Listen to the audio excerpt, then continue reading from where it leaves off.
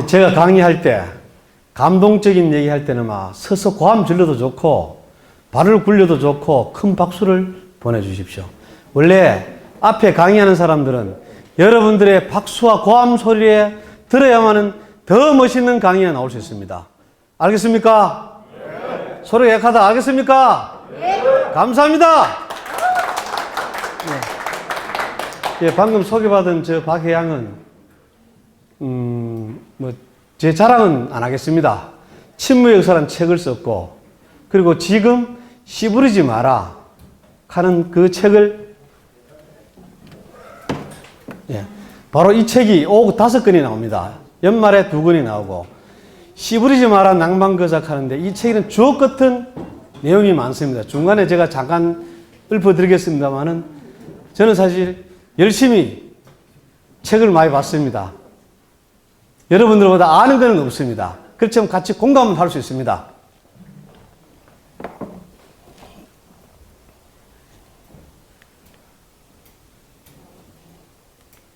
자, 여러분들과 같이 90분 동안, 짧으면 짧을수록 좋겠죠. 박수 치는 거 보고 제가 강의를 줄일 수도 있고, 박수 안 치면 2시간 이빠이 다 해봅니다. 알아서 하십시오.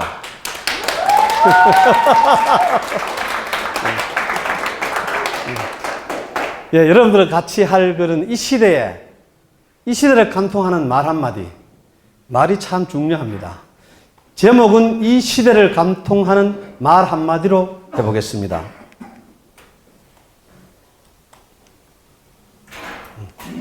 예. 오늘 여러분들을 제가 이렇게 만났죠. 모든 만남은 우연이 없습니다. 우리가 힌두교에 보면은 옷깃을 한번 스치는데 43억 2천만 년이라는 시간을 걸려야만은 그냥 스치면서 옷깃을 한번 스치고 지나갑니다. 큰 사방 40리 되는 바위가 있습니다. 그 바위에 100년에 한 번씩 천사가 내려와서 춤을 춥니다. 천사의 옷깃으로 인해서 그 40리 되는 바위를 다 따라 없애는 게 일급입니다. 또 하나, 하늘새가 내려와서 사방 40리 되는 큰 성이 있습니다. 그 성 안에 우리가 시중에 가장 작은 씨앗을 뭐라 하죠? 겨자씨입니다. 겨자씨가 그 성을 확 채웠는데 100년에 한 번씩 내려와서 그 씨를 하나씩 물고 하늘로 가져 올라가고 그 씨앗을 다 없애는 게 일급입니다. 자, 그러면은 옷깃을 한 번 스치는데 몇 급? 옷깃을 한 번 스치는데 몇 급? 저 답이 있는데 500급이죠. 자, 1급이 몇 년? 43억 2천 년입니다. 그러면은 500급이라고 하면 우리가 계산이 안 나오죠. 한 번 옷깃을 스치고 지나가는데 500급을 전생에서 만나야 됩니다. 그러면은 옷깃을 한 번 스치는데 500급인데 우리가 하루 동행을 하죠. 밤이 아니고 하루 동행. 요즘 울산은 묻지마 관광이 유행을 한다 하더라고. 저는 그 타보지는 안 해봤지만은 그 묻지마 강행을 가고 하루를 갔다 오죠. 최소한 하루를 갔다 오는데 2,000급을 전생에서 만나야 됩니다. 2,000급. 그리고 우리가 이 아파트 사시면 손 한번 들어보십시오. 이래밖에 안 사는겨. 진실을 외면하면 안 됩니다. 네. 우리 아파트 사는 여기 이웃이 있죠. 그 이웃끼리는 5,000급을 만나야 이웃이 됩니다. 그런데 불행하게도 아파트 벽과 벽 사이, 옆집과 옆집 사이는 두께가 20cm밖에 안 돼요. 그런데 이웃끼리는 마음은 이만리가 됩니다. 여러분, 우리는 불행한 사람들입니다. 그러니까 앞으로 오늘부터 제 강의 듣고 난 뒤에 옆집 이웃 같은 엘리베이터 타면 먼저 인사하십시오. 아유, 그러고 먼저 웃으십시오. 웃음은, 미소는 우리가 평생 먹어야 할 영양제입니다. 웃으면 그만치 젊어지고 행복해집니다. 먼저 웃고 먼저 인사하십시오. 몇 급을 만나야 이웃이 된다? 아, 똑똑하시네요. 자, 앞으로 제가 문제를 낼 때 맞춤하는 진짜 고급 선물이 있습니다. 제 강의할 때 열심히 들으면 그 답안이 다 있습니다. 그러면은 우리가 하룻밤을 잔다. 여기다 보면 인연이 돼서 하룻밤 잘 수가 있죠. 하룻밤을 자는 데는 최소한 6,000급이 돼야 됩니다. 6,000급. 그리고 부부. 요 교회 아가씨들도 꽤 있는 것 같은데 결혼을 했으리라 믿습니다. 우리가 부부가 되려고 하면 1억급이 돼야만이 부부가 될 수 있습니다. 그러면 오늘 여러분들과 저는 몇 급을 만났겠습니까? 5만 급요? 손 한번 들고 얘기해 보세요. 몇 급?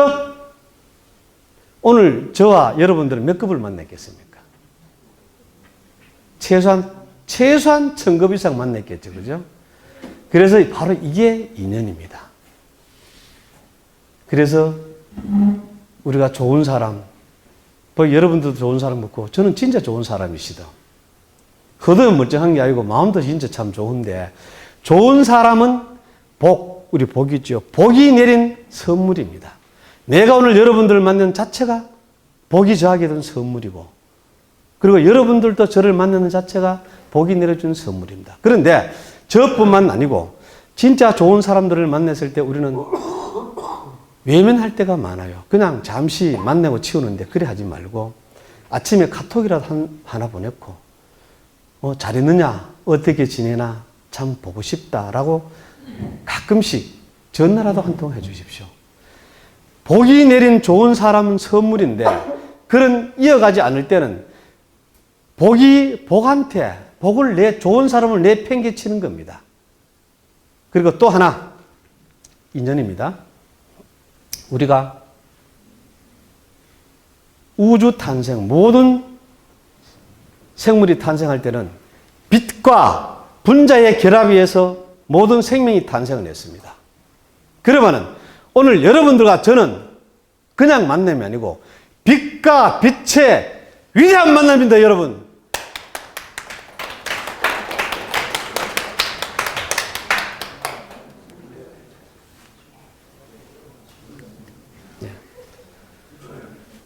제가 징기스칸, 제가 시 낭송하기 전에 징기스칸에 잠깐 말씀드릴게요. 왜 제가 징기스칸 시를 제가 만들었습니다만은 징기스칸은 1162년도 10월 12일 날 탄생을 했습니다. 그리고 1227년도 8월 25일 날 세상을 떠났죠. 그래서 이 징기스칸의 전기가 12권입니다. 대서사시인데 그 12권을 제가 6번을 제대로 6번, 그 다음에 총 9번을 읽었습니다. 그 12권의 책을 19줄로 시로 제가 만들어 봤습니다. 여러분들의 희망을 주기 위해서. 한번 징기스칸 제가 썼는 시 낭송해도 되니까? 네. 되면 박수 한번 크게 한번 치소.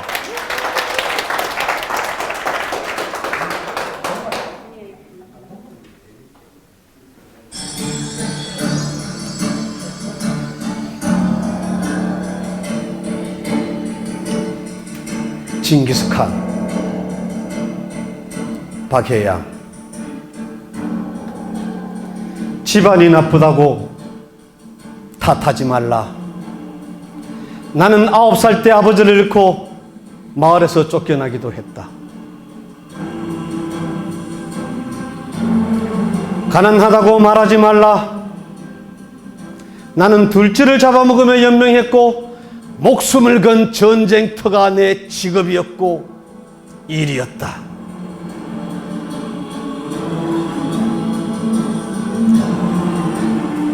작은 날에서 태어났다고 말하지 말라.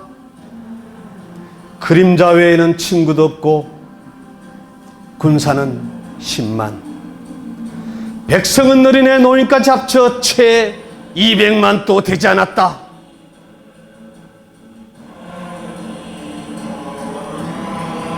배운 게 없다고, 힘이 없다고 탓하지 말라. 나는 내 이름도 쓸 줄 몰랐지만 남의 말에 귀 기울이며 현명해지는 법을 배웠다.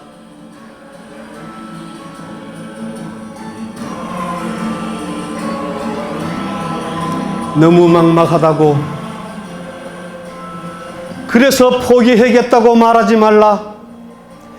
나는 목에 칼을 쓰고도 탈출했고 밤에 화살을 맞고 죽었다 살아나기도 했다. 적은 밖에 있는 것이 아니라 바로 내 안에 있었다.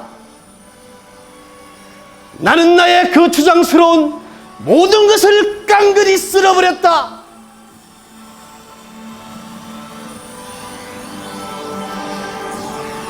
나를 발견하는 그 순간 나는 징기스칸이 되었다. 징기스칸이 되어 있었다.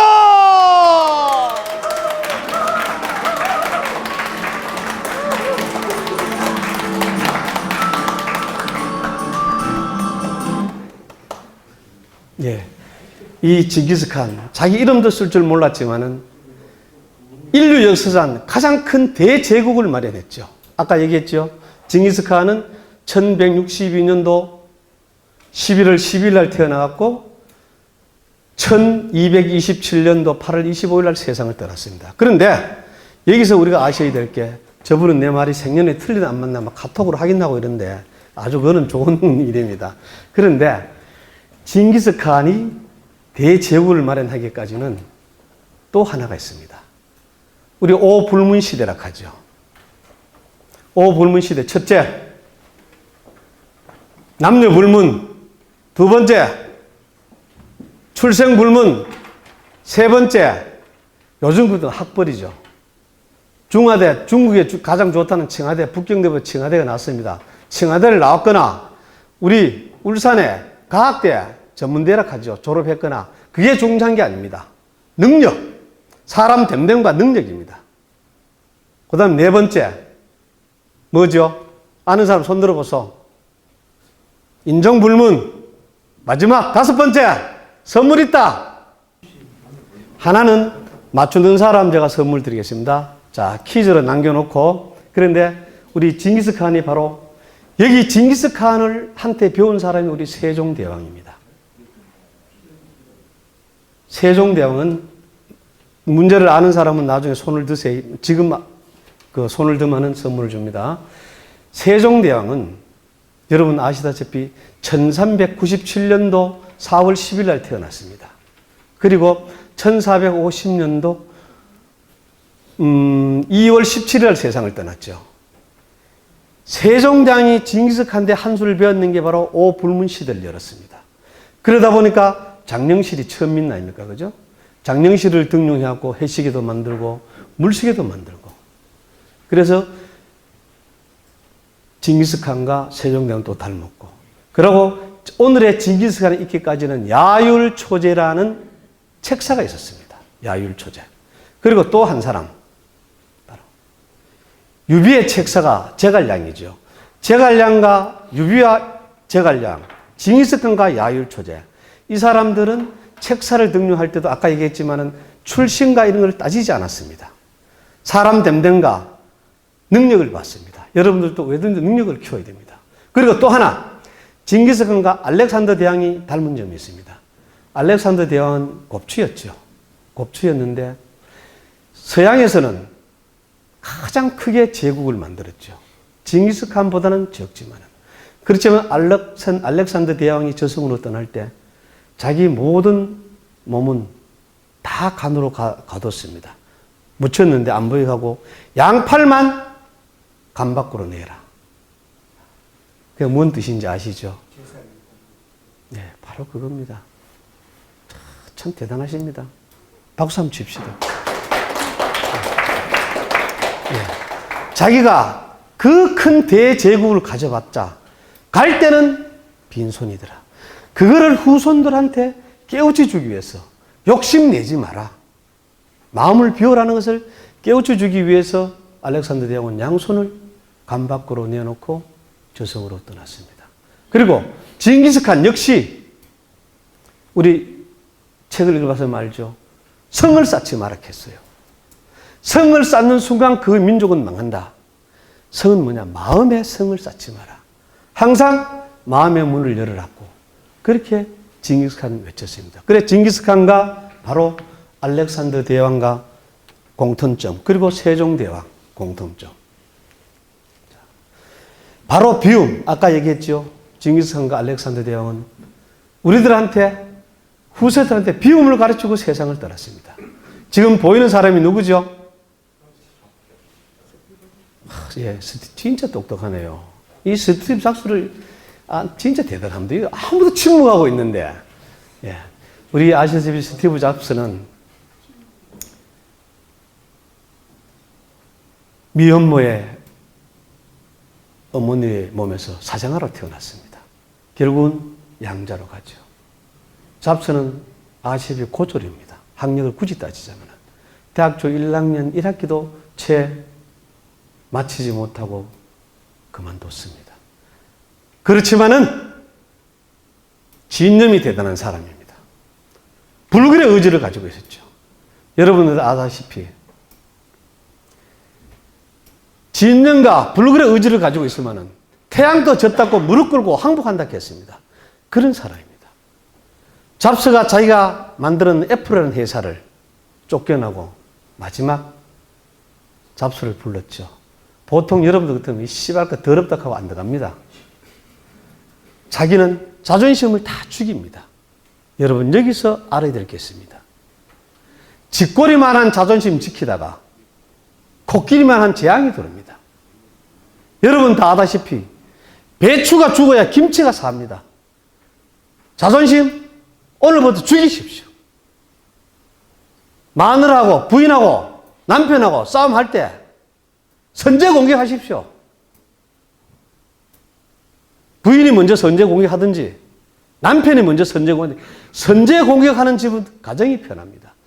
선제가 주편하는 게 아니고 잘못했다고 자존심 죽여 선제 공격하십시오.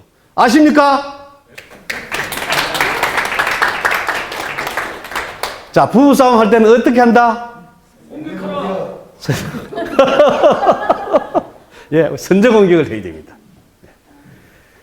그래서 사실 잡스가 다시 갔을 때 아까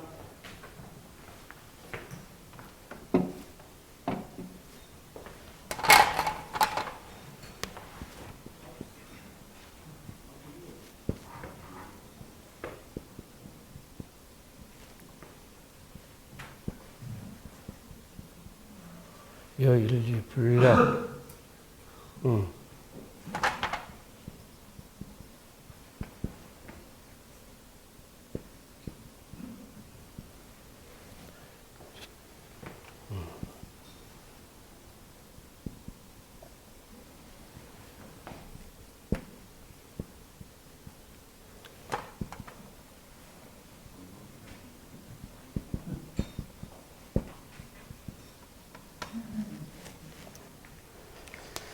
예, 여일리 불략 제1회 생일사 불략 멸일사입니다. 멸일사. 우리 학교 다닐 때 멸공할 때 그 멸할 멸자 안 내요. 그죠? 멸일사인데 이게 뭔 뜻이로 하면은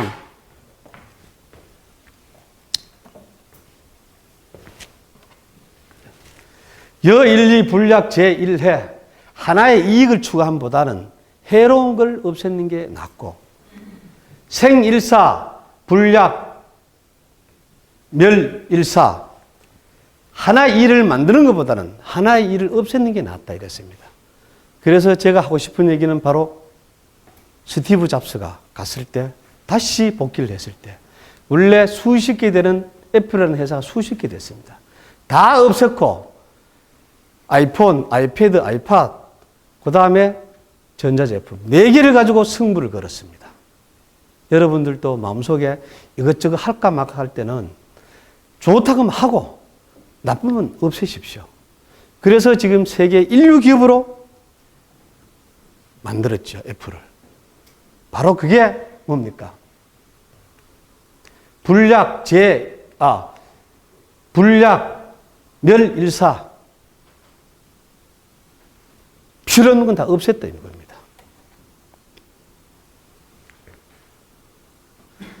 미켈란젤로 하면은 우리 조각을 뭘 만들었죠?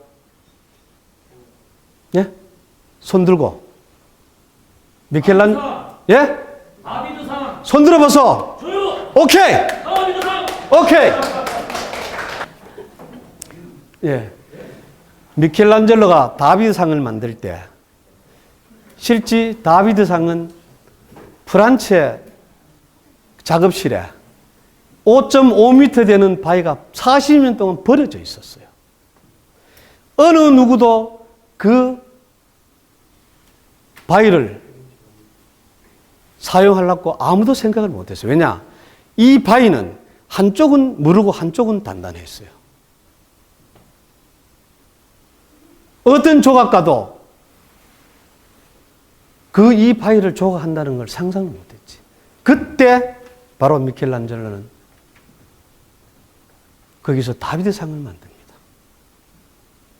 다비드상은 1501년 8월 달에, 그 뒤에 날짜는 나와요. 8월 달에 시작해갖고 1504년 9월 8일 날 완공을 해요. 그때 제막식을 할 때 커튼이 걷어지는데 무사람들이 구름대같이 몰려갖고 탄성을 지릅니다.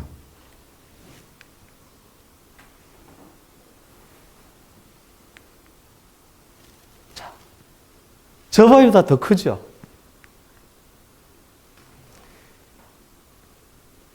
미켈란젤로가 만든 다비드상입니다.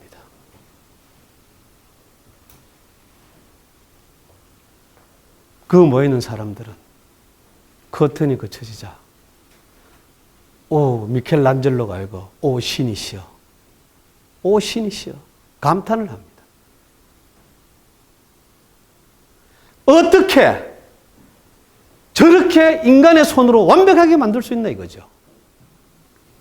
그때 한 사람이 미켈란젤로한테가 물어요. 어떻게 만들었냐고. 그때 미켈란젤로는 뭐라고 하냐면은 자기는 아무것도 모르는데 단지 저 다비드상이 4.34m입니다. 엄청나죠? 5.5m 되는 바위에 다비드상만 보고 나머지 쓸데없는 다 버렸다 이거지. 버리고 나니까 이런 위대한 작품이 되더라. 아까 얘기했죠. 야율초제. 자, 불약, 멸일실, 생일사 한 가지를 만드는 것보다 자기가 저게 불약, 멸일실 없애니까 저런 위대한 작품이 탄생하더라. 여러분, 성공한 사람 주머니에는 항상 꿈이 들어 있습니다. 그리고 실패한 사람 주머니에는 욕심이 차가 있습니다. 욕심을 버리면은 여러분들은 꿈이 이루어집니다. 그런데 자기 주머니에 꿈이 있다는 걸 우리는 대부분 모르고 살아요. 오늘부터 항상 주머니에 욕심을 채우지 말고 꿈을 채워 다니십시오. 그러면 무조건 성공합니다. 알겠습니까? 네. 그리고 아리스토텔레스 알죠? 소크라테스 제자죠. 유명한 말을 했습니다. 남 험담하지 마이세. 남 험담을 하면은 세 사람을 죽인다 했죠. 첫째, 험담하는 자신이 죽고, 두 번째, 옆에 듣는 사람이 죽고, 세 번째, 욕 얻어먹는 먼 데는 사람이 죽어요. 세 사람을 죽는데 중요한 건데 이보다 더 중요한 게 뭐냐? 까마귀는 죽은 시체만 뜯어먹지만은 험담하는 사람은 산 사람을 죽인다 했습니다. 절대 남 험담하지 마십시오. 그래서 제가 아리스토텔레스가 같이 우리 야율초제하고 이꼴이 된 이유가 한마디 있습니다. 자, 현명한 사람은 쾌락이 아니라 고통이 없는 상태를 추구한다 했습니다. 여기서 쾌락은 욕심, 욕망을 뜻합니다. 쾌락은. 야, 우리 참 멋있는 여인네가 있다. 저 여인네 한번 안달이 그저 엎으자 봐야지. 이게 아주 저질적인 남자들의 쾌락이자 욕망입니다. 자, 그리고 여자분들, 야, 저놈아가 돈 많다는데, 저놈하고 장계를 참 시집을 가봐야 되겠다. 절대 그런 생각은 버리십시오. 여기서 고통이 없는 상태, 이 상태가, 자, 이거는 욕망이고, 고통이 없는 상태는 비움이라고 했습니다. 아까 했죠? 야율초제, 여일리 불약, 제1해, 생일사, 불약, 멸일사. 바로 천년에 가까운 한 7, 800년에 가까운 시대를 떨어져 넘어서 아리스토텔레스와 야율초제는 이때 만납니다. 마음과 마음으로 만든다. 그래서 오늘 여러분들한테 하고 싶은 얘기가 바로 이겁니다. 깊은 깨달음은 간결하고 큰 가르침은 시대를 간통한다 했습니다. 우리가 시대를 간통한다 했습니다. 여기서 우리가 또 아이 되겠습니다. 바로 이거는 독수리고, 자, 13자가 나오는데, 실질적으로 서양에서 아까 얘기했죠. 아리스토텔레스는 그 시대부터 13자가 참 행운의 숫자였어요. 이 13자 유래를 잠깐 얘기하겠습니다. 그런데 우리가 아는 13일의 금요일은 저주받은 날이라고 하죠. 왜 그래 됐노 하면은 예수님이 최후의 만찬을 할 때 제자가 12명입니다. 자기하고 본인하고 합하면 13명이 되죠. 13이죠. 그리고 최후의 만찬을 끝내고 난 뒤에 금요일 날 십자가에 못 박혀 저 세상으로 떠납니다. 그래서 13자와 금요일을 합해서 13일의 금요일은 저주받은 날이다. 유래가 그렇게 시작이 됩니다. 또 하나, 켈트족 국왕이 대성을 이루고 장군들이 12명이었어요. 자기가 기억하기로는 불러서 연회를 베풀었어. 그런데 장군이 13명이 들어왔어요. 그래 이제 켈트족 국왕은 물었지. 마지막 들어오는 13번째 장군 보고 당신 이름이 뭐냐고. 모르니까 이 사람 이름은 죽음이다 이거입니다. 좀 섬찟하죠. 그런데 공교롭게도 며칠 안에서 금요일 날 그 국왕이 죽어요. 그래서 13명 장군과 국왕을 금요일 날 합해서 금요일 날 13일의 금요일에 저주의 날로 생각하는데 절대 그게 아닙니다. 우리 왜 옛날에 어르신들 아들 보고 노루고기 먹으면 재수없다고 먹지 말라 하죠. 어른이 지가 잡숴보기에는 억수로 맛있거든. 지 혼자 먹으려고 노루고기 먹지 마라 이거. 진 노루고기 한번 자셔보세요. 진짜 맛있습니다. 그 얘기가 똑같습니다. 자, 13일에 13자는 왜 행운의 숫자냐? 우리가 피라미드 시대 때 로마 피라미드 시대 때 바로 비밀 결사 단체인 프리메이슨들이 있어. 프리메이슨들이 있는데 이 프리메이슨들이 만든 숫자가 13자입니다. 13자인데 이 행운의 숫자, 자기네들이 쓰려고 13자가 저주받은 숫자라고 갖다 끼 붙입니다. 그런데 우리 미국 있죠. 미국은 프리메이슨들이 만든 나라입니다.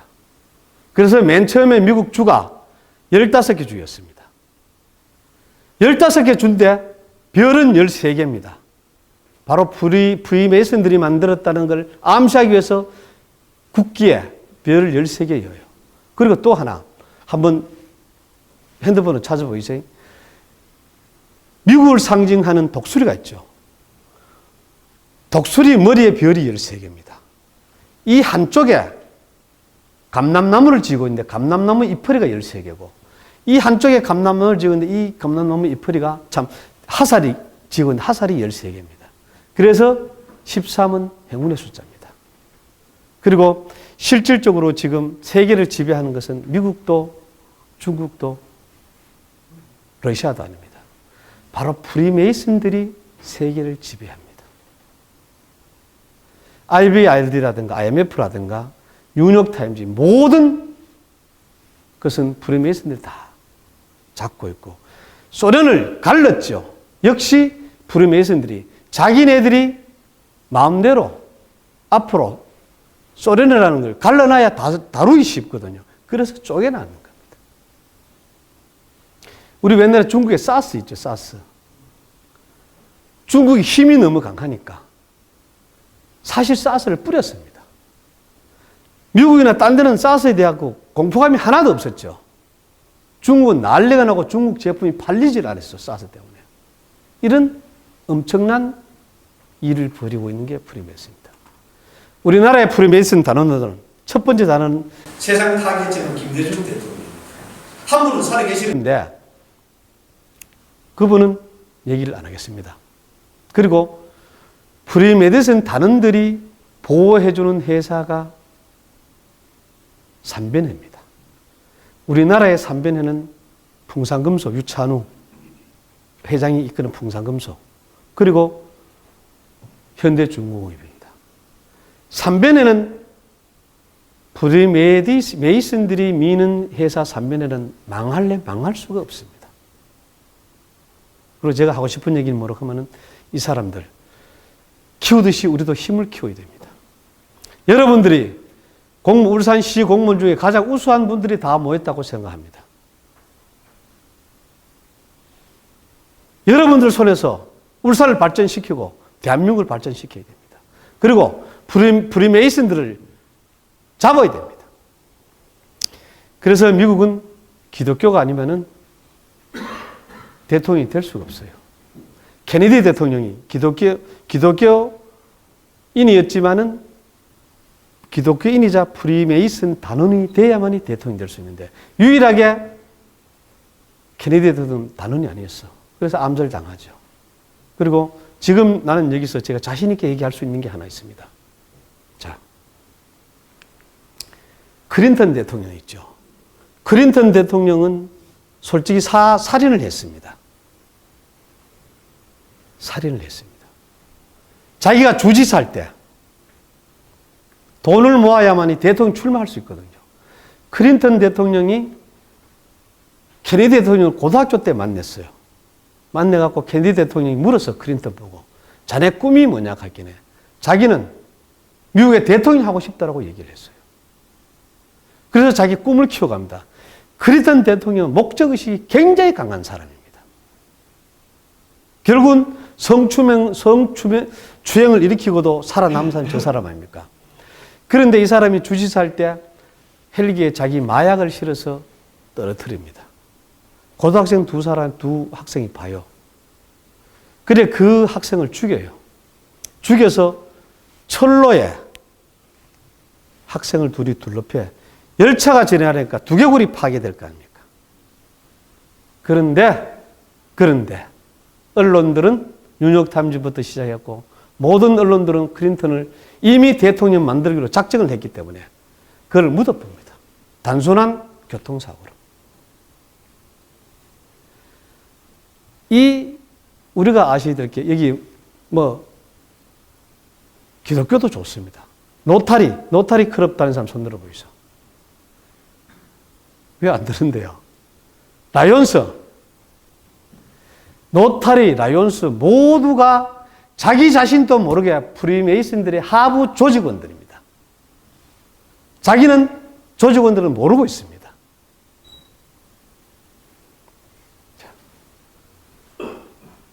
여기 보면은 이제 목적이 나오죠. 아까 제가 했죠. 클린턴이 목적의식이 굉장히 강하다. 자기가 하고자 하면 끝까지 하는 사람이 클린턴입니다.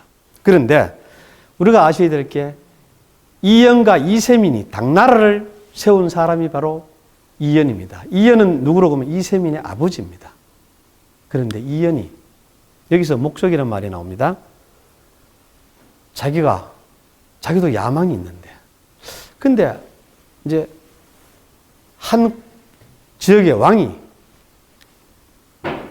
황제 말고 왕입니다. 왕이 아주 자기 딸을 시집을 보내야 되는데 딸이 굉장히 이제 우리나라 말 같은 말강야이라 그러면 남자가 좀 침착해야 될 거 아닙니까? 그런 남편을 구하기 위해서 방을 붙입니다. 우리가 공작골이 있죠. 공작골이를 끝에 보면은 사람 눈끝이 생겼습니다. 상상을 해보시오. 맞죠? 대답이 없네. 맞죠? 그 공작고리를 벽에 붙여놓고 저 눈은 맞추는 사람은 내 사이로 삼겠다 했는데 내같이 허우대 멀쩡한 놈이 들어가갖고 다 일주일을 했는데 다 못 맞춰. 그런데 한 사람이 할을 잡는데 그 왕의 딸은 제발 저놈만은 안 맞췄으면 좋겠다고 빌었는데 맞춰보는 거라. 그 사람이 바로 이연입니다. 이연. 자, 그래서 눈목자이다. 이게 무슨 적자죠? 간역 적자입니다. 여기서 우리가 목적하는 목적의식하죠. 이래서 이연이 공작꼬리에 눈끝이 생긴데 하사를 맞췄다. 이래서 목적이란 말이 유래가 탄생을 합니다. 오늘 하나 배웠죠. 이때는 내 박수 그만 치라 했는데 안 치네.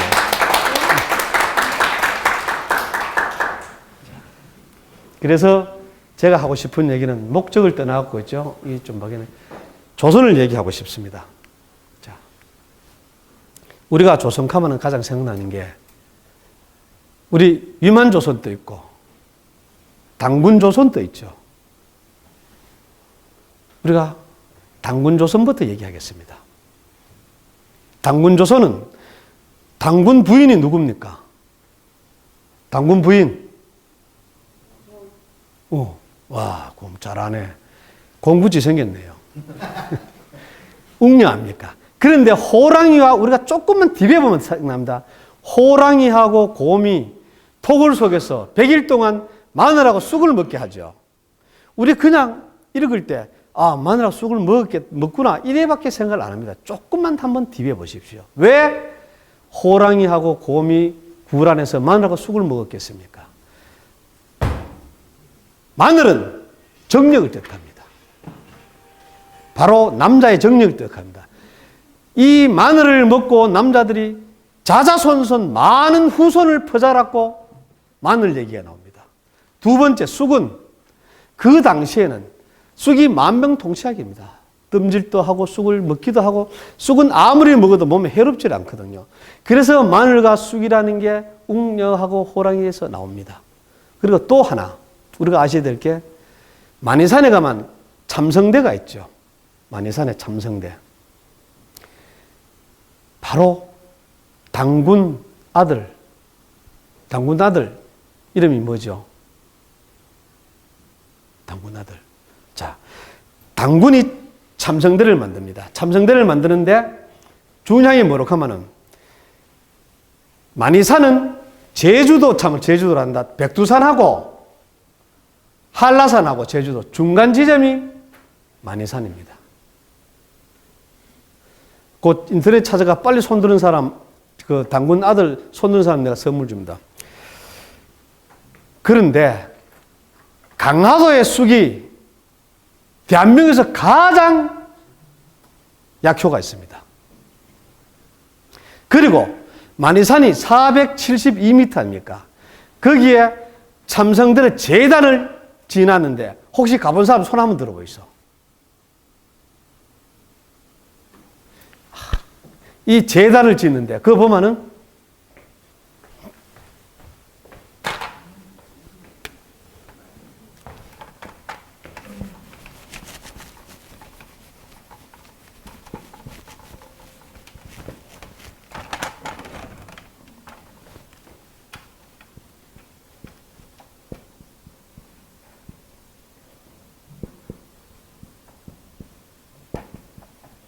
천원지방이라고 합니다. 하늘은 둥글고 땅은 네모났다 이 말인데, 그런데 그 첨상대라는 재단에 가보면은 하늘을 땅에 박아놨고 땅을 위에 얹어놨어요. 그건 뭔 뜻이냐? 그 첨상대라는 재단은 따지자면 여자의 가장 중요한 부분입니다. 우리가 혈맥입니다. 혈맥 간단히 얘기하면은 좋게 하면 혈맥인데, 이 혈맥에 하늘은 남자를 뜻한다니까. 하늘을 밑에 박아놓은 이유가 자자손손 번창하라고 그래 만들었습니다. 그리고 우리 조상들은 하나하나가 다 이치에 맞게끔 만들어 놨습니다. 그리고 자, 그래서 조선은 그래서 시작이 됩니다. 그런데 중요한 것은 우리가 아까 당군 얘기했죠. 당군이 천부경을 만듭니다. 천부경은 81자로 되어 있는데 바로 하늘의 이치를 천부경이라고 합니다. 그 천부경을 만들어 갖고 어떻게 되느냐. 백성들을, 국민들을 다스리죠. 그런데 이 천부경이 흘러서 어디로 오느냐. 박재상, 망고의 중심 박재상이죠. 박재상이 조선에 나오니까 이제 당군 조선에 나오고 그 얘기 나옵니다. 박재상이 지금 양산에 현감으로 있을 때 나중에 승진을 해서 요즘은 본사죠. 본사로 갑니다. 본사가 바로 경주 아닙니까? 기비고 보물을 보관하는 기비고 창고에서 천부경을 발견을 해요. 지금 제가 얘기하는 아주 대단히 중요한 얘기입니다. 거기서 박재상은 모든 이치를 다 통달을 합니다. 하늘의 뜻과 사람 다스린 이치를 통달을 해요. 그래서 박재상이 어디로 가느냐? 고구려로 왕자를 구하러 가죠. 그때 신라에 잡혀간 고려 왕자가 누굽니까? 보혜입니다. 보혜 왕자를 구해오고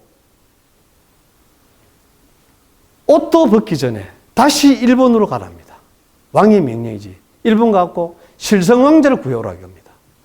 만부석이 어디 있죠? 만부석? 치술령. 울산 사시면서 만불력 치수한 사람 한 사람밖에 없다는 게 비극인데. 치술령, 자기 부인이 딸하고 사실 만부석이 됐다니까. 그죠? 자기는 율포 앞바다에서 외놈 나라로 가죠. 가서 실성 왕자를 구해오고 자기는 아시다시피 거기서 죽는다 아닙니까? 벼슬을 준다 해도 내가 외놈한테 벼슬을 받은 아살이 계림의 개돼지가 되겠다고 외치면서 자기는 처참하게 죽습니다. 박재상은.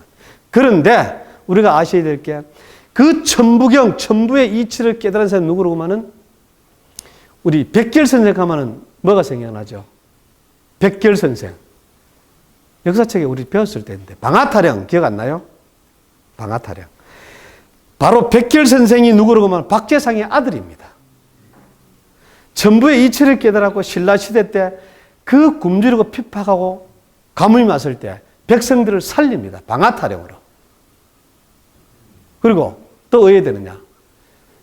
우리가 삼국통일의 가장 중심에 섰던 장군 김유신. 백결선생이 김유신의 스승입니다. 역사는 이렇게 이루어집니다. 그렇게 이루어지고 나중에 세온이라는 이 여자가 있는데 그 여자 무시하는 발언은 참 발언은 아닌데 우리 속담에 이런 게 있습니다. 여우는 꼬리부터 태어났고 여자는 혓바닥부터 태어났다. 그리고 여자는 입을 다물고 있어도 거짓말을 한다. 그런 우리 속담이 있습니다. 그리고 또 하나가 뭐랬냐고 하면 여자분들 남자 믿지 마세요. 물에 빠진 놈은 구할 수 있어도 여자한테 빠진 놈은 못 구한다는 또 속담이 있습니다. 이러면서 우리 세원역 하면은 우리 지금 어딥니까? 간포 지나가다 보면은 세원에 대하고 비가서가 있을 겁니다. 거기서 이 세원여가 배를 타고 천부경을 훔쳐서 외국으로 갑니다. 신라에서는 돌아풀 거 아닙니까? 가장 귀중한 보물을 잃어버렸으니까 엄청난 보물을 주고 천부경을 다시 찾아옵니다. 찾아와서 신라의 무덤을 49개를 만들고 거기서 천부경 하나 묻어놔요. 그때부터 천부경은 말하는 부도지로 바뀝니다. 부도지. 여기서 부도지로 바뀝니다. 그런데 이 부도지가 나중에 우리가 신라의 마지막 임금이 누구죠? 마지막 마이태자 있죠. 마이태자가 격올산 겨울은 겨골산에 가죠. 금강산으로 이 천부경을 가지고 들어가요. 그리고 나중에 이 천부경이 영해박씨들 한테로 넘어갑니다. 여기서 아주 또 재밌는 게 하나 있습니다. 자, 이성계가 자기가 역성혁명을 일으키고 난 뒤에 명분을 찾아야 되는데 이 천부경 부도지가 있어야 되는데 부도지가 없거든요. 그때 부도지를 영예박씨 중에 누가 가지고 오면은 이성계 하면 생각나는 무학대사가 있죠. 무학대사가 바로 천부경을 가지고 있었어요. 무학대사 본명이 뭔지 아시는 분? 무학대사 본명은 박자초입니다. 무학대사가 천부경을 가지고 있는 거 알고 이성계가 그래 달라 해도 안 줘요. 나중에 이성계가 자기가 당위성을 만들기 위해서 임금이 되고 난 뒤에 금청무를 펼칩니다. 금청무. 우리 금청무라는 궁룡에서 춤추는 거 있죠. 바로 천부경을 자기가 가지고 있다는 거. 그걸 암시하기 위해서 금청무를 만들어요. 그리고 나중에 강간창 장군이 천부경을 통달하고 난 뒤에 여진족을 쫓아내죠. 또 하나, 우리 생육신의 한 사람입니다. 우리나라 최초 한문 소설 쓴 사람이 누구죠? 김시섭. 김시섭이가 이 사람이 우리가 아셔야 될 게 박재상이 경주 사람 아닙니까? 그런데 여러분, 우리 울산 분들은 유패를 찾아와야 됩니다. 박재상 유패가 어디인지 압니까? 그때 김십습이가 이제 생육식의 한 사람이지만은 경주 김씨의 시조가 아까 얘기했던 다시 돌아와서 일본의 박재상이 구해줬던 실성왕자입니다. 실성왕자가 우리가 거서간 차차운 이사금 마력간 아닙니까? 바로 경주 김씨들의 시조 이사관입니다. 그러니까 김시섭이가 자기 시조를 박재상이가 구해줬으니까 그냥 있으면 안 되죠. 그래서 김시섭이는 박재상의 유패를 가지고 계룡산 동계사로 들어갑니다. 지금 유패가 계룡산 동계사에 가면은 박재상의 유패가 있어요. 우리 울산 사람들은 이걸 지금부터라도 보기에는 대하루를 고친다고 서명 받고 난리를 하던데 그것도 좋겠지만 그보다도 일단 유패부터 모셔와야 됩니다. 만고충신 박재상이 왜 우리가 절로 뺏겨야 됩니까? 그래서 우리는 이 앞으로 대한민국이 클락하면은 뭘 찾아야 됩니까? 천부경, 부도지부터 우리 열심히 찾아봅시다. 그럼 혹시 또 자제분들이 대통령이 될 줄 압니까? 자, 그래서 다시 우리가 당군조선이 아니고 이시조선으로 넘어왔습니다. 이 이시조선이 어디다 놓고 하면은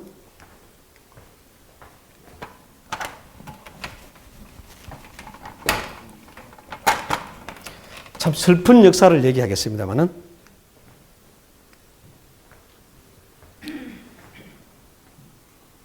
처음에 대원군이 결과적으로 손을 들고 개하가 들어갔을 때 우리가 아셔야 될 게 일본의 명치유신 있죠. 명치유신은 저놈들이 대원군을 보고 본받았는 겁니다. 대원군이 유신정책을 썼는데 그게 모르고만은 양반들 옛날에 대떨이 수십 센치 됐죠. 기말 기술 좋다 이래갖고 그거는 개걸음의 상징입니다. 도포자를 이마했죠. 그때 대원군이 대떨이를 대꾸발을 하죠. 이걸 줄아라. 도포를 줄아라. 이게 바로 유신의 시작입니다. 일본 놈들이 그걸 보고 명치유신을 만들었습니다. 그리고 또 하나. 일본 가면 참 나중에 내가 이빨에 좀 갈리는 게 있는데 그렇다고 일본 국민들은 미워하면 안 됩니다. 서로가 이제 화합을 하셔야 되는데 우리가 일본을 리본이라고 하죠. 우리는 일본을 하면 저는 리본을 아주 자랑스럽게 리본이라고 하는데 이 립보라는 이름이 어떻게 정해지느냐? 사실 외국에서는 백제를 상국으로 모셨습니다. 그때 개로왕은 고구려 장수왕한테 죽죠. 개로한테 왔고 여기는 신라, 백제, 고구려가 있는데 외놈들은 나라 이름이 없거든. 그래갖고 나라 이름 지어달라고 막 조르는데 그때 개로왕이 왕비하고 대판 싸움이 벌어졌어요. 그때 먼저 선제 공격을 했으면 싸움이 안 벌어졌을 텐데 개로왕이 선제 공격을 못했는 거야. 싸움이 벌어졌는데 개로왕이 돌아볼 거 아닙니까? 아니 나라 이름 지어달라고 하니까 열받아갖고 보면서 님이 뽀이다 이래 된 거라. 님이 뽕, 립본. 그 저놈들은 그것도 모르고 좋다고 가갖고 그래서 일본, 립본, 님이 뽕. 그래서 일본에는 여러분 그래서 시작이 됩니다. 이때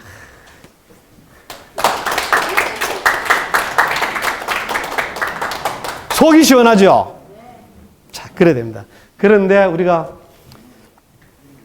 일본이 조선을 먹으려고 난리를 칠 때 선교사들이 들어옵니다. 선교사에 들어오는데 양반들, 그 중에 양반 한 사람이 서양 문물을 좀 아는 양반이 있었어요. 물었어. 보니까 서울 오니까 마구 다 갓을 쓰고 있는 거라.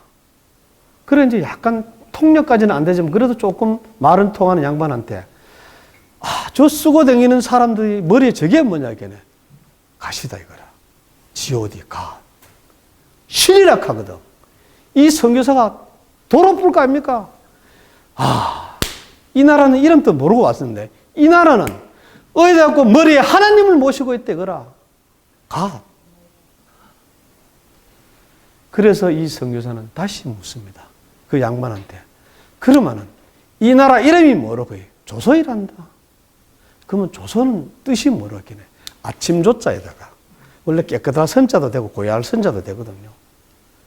깨끗한 아침의 나라란다. 모닝커. 영어로는 이제 이 양반이 이놈이 번역을 해요.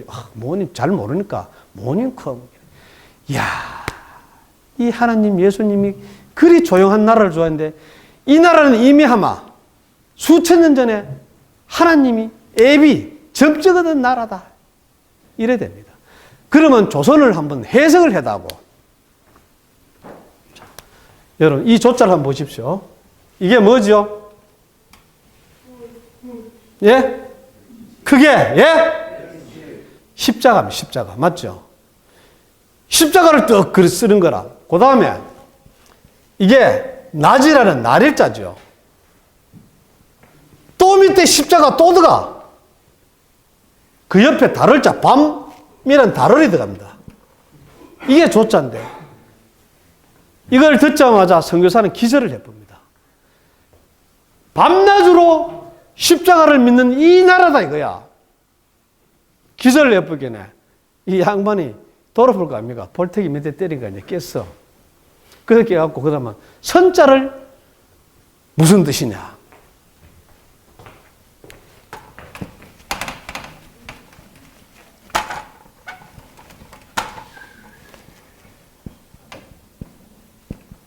이게 뭔 자죠? 자, 이게 고기 여자입니다. 그죠? 우리가 처음에 교회를 만들 때 사실 비밀스럽게 만들었어요. 그래서 교회를 익투스, 물고기란 뜻이었어요. 맨 처음에 여기 기독교인들은 아실 겁니다.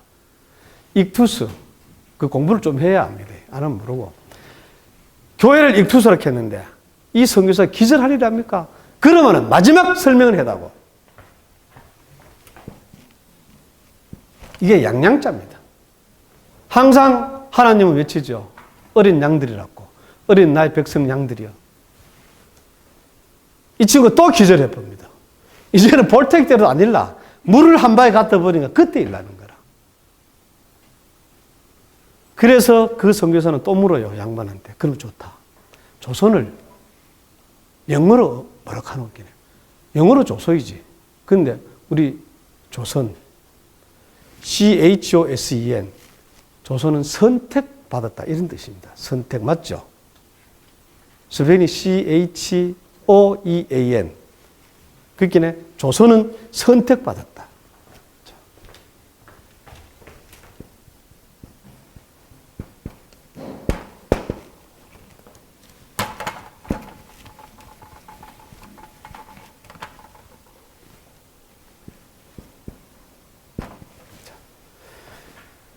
조선 사람들을 조선 피플을 한다. 조선 민족, 뭐 국민 이런 데다 합니까? 여기서 선교사는 감탄을 합니다. 이스라엘 민족이 하나님이 점재해놨는 게 아니고 선민, 선택받은, 우리가 이제 그 기독교에 접으면 선민은 말이 나옵니다. 선민은 하나님이 위대한 민족으로 선택해준 민족을 선민이라고 합니다. 바로 이 조선이라는 나라가 선민의 나라다. 이래서 장문의 편지를 미국으로 보냅니다. 미국으로 쓰는데 미국은 기독교인들이 아니면 대통령이 될 수 없다 했죠. 일본 놈들이 그때 사실 미국은 일본을 도왔는데 한국은 아침 저녁으로 십자가에 기도하는 나라다 이래야 되겠네. 한국을 도울 거 아닙니까? 그 당시에 1894년도 동학혁명이 터집니다. 동학혁명이 터지고 그 다음에 또 뭐가 터지노 하면은 1895년도에 1894년도에 동학혁명이 일어나갖고 공주에서 거의 10,000여 명이 다 죽고 500명 살아남아요. 이게 청일전쟁의 시발이 됐다 아닙니까? 청일전쟁. 그래 일본 놈들이 가만 생각했겠네. 이 조선의 나라는 기독교가 고조선 시대부터 내려왔으니까 이름이 보내면 안 되겠다 싶어갖고 청일전쟁을 일으켜갖고 저가 이기고 1895년 4월 17일 날 시모노세키 조약을 맺습니다. 이 시모노세키 조약은 청나라 이홍장하고 일본의 이토 히로부미가 11개 조항으로 시모노세키를 맺는데 1조 1항이 뭐냐? 조선의 이름을 빼쁩니다. 혹시 조선의 이름 들어가면 미국이 도와줄까봐 빼쁘고 대한제국이라는 이름을 였습니다. 여기서 죄송하지만은 대한제국이라는 이름이 우리가 짓는 게 아닙니다. 참 불쌍합니다. 우리는 대한제국이 탄생합니다. 1895년 4월 17일 날입니다. 그런데 대한제국을 여놓고 어떻게 하느냐? 1조 1항에 대한제국은 완전 무결한 독립국가다. 욕 좀 합시다. 저 나쁜 새끼들이, 개새끼들이, 일본 놈들이 저가 조선을 먹으려고, 대한제국을 먹으려고 그래 딱 집어여놓고는 저 마음대로 시작을 하죠. 그런데 대한민국은 어떻게 탄생을 하느냐? 1919년도 우리가 상해 임시정부가 생깁니다. 4월 13일입니다.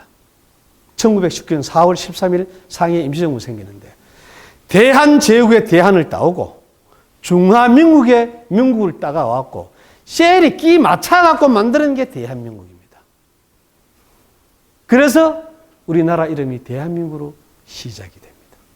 제가 항상 끝나기 전에 다 천국 가고 싶죠. 우리가 일본 가서 살려고 하면 일본 놈 말을 알아야 되고 미국 가서 살려면 영어를 알아야 되고 중국 가려면 중국을 알아야 되는데 우리가 천국 가서 살고 싶은 천국가 딱 세 마디입니다. 감사합니다. 고맙습니다. 사랑합니다. 자, 크게 외칩시다.